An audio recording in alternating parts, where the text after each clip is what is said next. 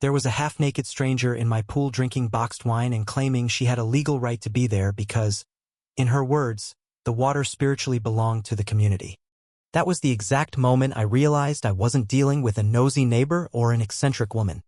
I was dealing with a full-blown suburban tyrant named Barbara, and I had just become her summer obsession. It all started a few weeks before that bizarre scene when I had quietly finished building my dream retirement pool behind my barn. I'm not the flashy type. No bright tiles, no water slides, just a clean blue rectangular lap pool surrounded by citrus trees and a sturdy privacy fence. As a retired military man and lifelong farmer, this was my one big treat.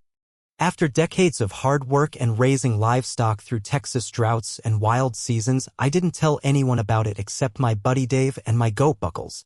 I even kept the gate locked with a keypad. It was my sanctuary, meant for peaceful floating with iced tea and country music on low volume. No one was invited. No one except me. Then came Barbara. It was a Saturday afternoon when I first saw her, standing at my gate with a clipboard and sunglasses the size of Texas, tapping a pen against her mouth like she was conducting a federal inspection. I walked up thinking maybe she was lost or looking for someone. Before I could say a word, she squinted through the fence and said, "Hi, I'm Barbara. I represent the neighborhood association and I'm here to talk about your pool." I told her I wasn't part of the association, that I owned my land outright and it was zoned agricultural. She blinked at me like I had spoken a different language, then chuckled and said, "Yes, but all land is part of the community, right? Especially water access." I laughed, thinking she was joking. She wasn't. She started listing reasons why my pool should be shared, from communal health benefits to environmental harmony to something about neighborhood morale. I cut her off and said firmly, "It's private. Please don't trespass." 2 days later, I found a laminated flyer zip-tied to my gate. It was titled "Pool Access for Neighbors" with a printed schedule and a list of rules. Tuesday mornings were apparently senior splash and Thursday evenings were wine and float. I tore it down and assumed that would be the end of it.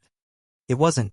On Friday, I came home from town to see 4 women in oversized hats and floaties standing at my gate sipping sodas and asking how to get in.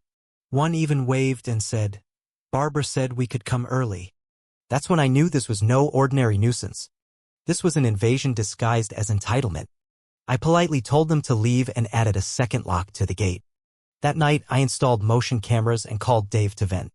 Dave howled with laughter and said, "Buddy, you're in a suburban war now. Godspeed." Things escalated fast. Barbara showed up the next morning with a fake association citation that she handed to me over the fence. It claimed I owed $500 for operating an unsanctioned aquatic facility within neighborhood boundaries. The letterhead looked official at first glance, but then I saw it had typos, a fake phone number, and was signed in purple gel pen. I asked her if this was a prank. She stared dead serious and said, "If you ignore this, you'll leave me no choice but to involve the community board." I told her again that I wasn't part of her organization and that she was trespassing. She said she was merely delivering notices as a representative of shared space. I said she was lucky I hadn't released Buckles, who had a history of headbutting anyone wearing perfume. She didn't find that funny. Later that day, I caught her on camera leaning over the fence with her phone taking photos of the pool. She even tried to scan the keypad with a flashlight. That night, I uploaded the footage to my old Facebook page with the caption, "When the HOA meets the farm." It got dozens of laughing emojis and a few, "Oh Lord, not Barbara," comments from locals. That gave me an idea. I printed a small wooden sign and mounted it to the fence. "Not a community pool. Private. Trespassers will be goat." Dave nearly cried from laughing when he saw it. But Barbara didn't back off.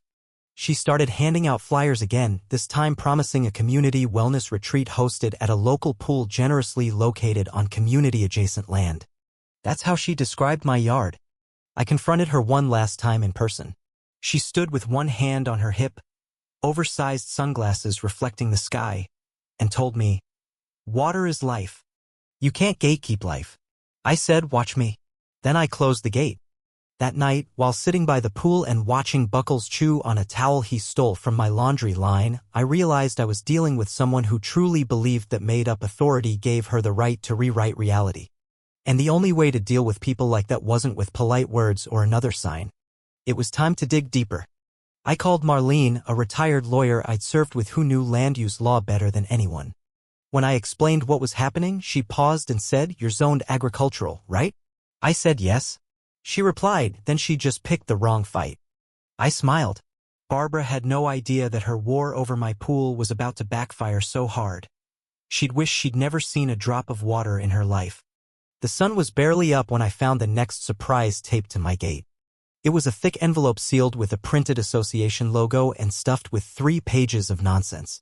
The top page was a fabricated violation summary citing me for non-compliance with neighborhood recreational space rules.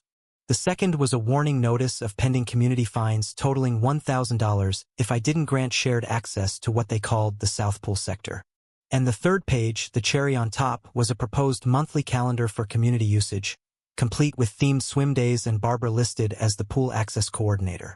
I stared at it for a full minute before bursting out laughing. The gall of this woman was unbelievable. She had taken her delusion to the next level, now fully committing to the idea that she had some kind of legal claim over my private pool, even inventing positions and paperwork to support it. I made a fresh pot of coffee, fed Buckles, and sat on the porch, flipping through the pages like they were part of a bad comedy skit. But somewhere under the humor, I could feel a tension building. Barbara wasn't going away. If anything, she was organizing, and that meant things were going to get worse before they got better.